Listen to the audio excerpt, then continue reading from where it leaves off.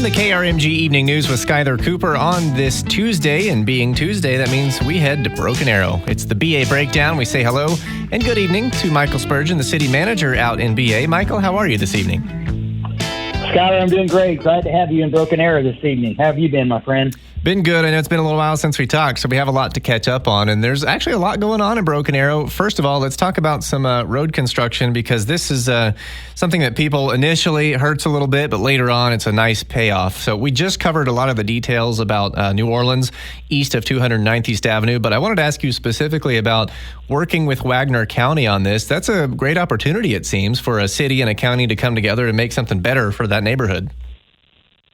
Oh, absolutely. I mean, there are, I believe, over 20,000 residents that are actually Broken Arrow residents that live in Wagner County. Plus, we have so many folks that are in the unincorporated areas that support our economy or go to our schools. And so I think it's important that we look at transportation opportunities. And the project that you mentioned on East New Orleans would not have happened without two things. Number one, the voters approved the funding back in 2018 to complete the work. And secondly, the cooperation that we have with the Wagner County Commissioners to make this happen.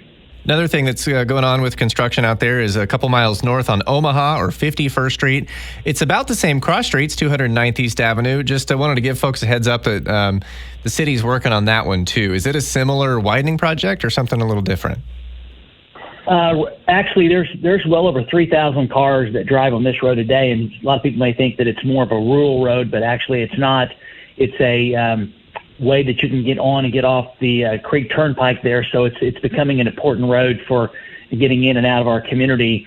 And this actually is going to be a project that we're going to complete by our street and stormwater team. Rocky Hinkle's team is going to take care of this. It's going to be just about $140,000 project that's going to be paid with our street sales tax. And it's going to just be resurfacing, which we believe will last anywhere from 12 to 18 years. And it's one of 12 resurfacing projects that we have going on in the community right now. You know, it's just interesting is that one of the most important responsibilities we have as a community is to actually take care of a road system. And we spend, I believe, well over $6 million a year on road maintenance between general obligation bond money and street money.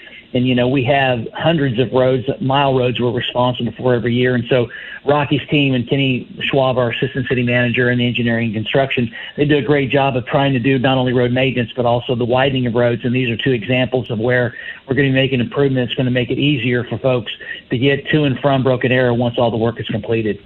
People tell me all the time here at work, because we're always kind of checking our doorbell cameras, and they're impressed that I can get 3 or 4 deliveries in a day and nothing gets stolen. And I'm like, well, it's kind of quiet in my part of Broken Arrow. And that just kind of leads me into National Night Out and the importance of the police department knowing the people in the community and going through those neighborhoods. And I feel like maybe that's why it's that way. I don't hear a lot about porch pirates in BA. The PD is really involved in the community. Yes, they are. I mean, you look at any successful community in our country, more specifically our area or region, and they'll have many commonalities, and one of those is their commitment to public safety. Having a safe community, Skyler, is one of the most important responsibilities that we have in terms of operations as a community.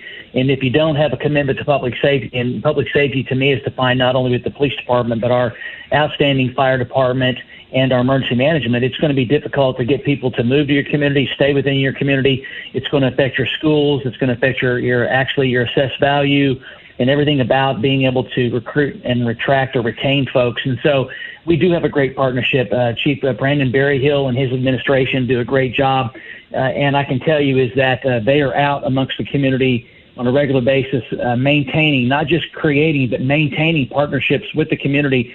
And I do believe that the reason we have our element of crime at times, but I do believe that our detectives, when there is an issue, we get on it as quickly as possible. And it's because we care very much about the community. We have many officers that live within the community.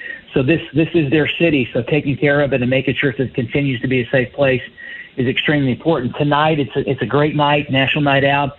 Between 6 and 8 p.m., we have, I believe, 6 communities, neighborhoods, I should say, that are actually going to be holding events to where law enforcement and the homeowner association or the communities can get together and learn more about what we do and just make sure we maintain that great relationship we have with our citizens. On that note, a good opportunity for folks coming up on Saturday, the Back to School Bash, something BA Police have been doing for a while. Tell us about that. Oh my gosh, this is one of the coolest events of the year as it relates to going back to school. That's a very hectic time, and the police department has a history of helping in that regard. So on this Saturday, August 6th, from 9 to noon, the Assembly Church at New Orleans Street and Olive Avenue.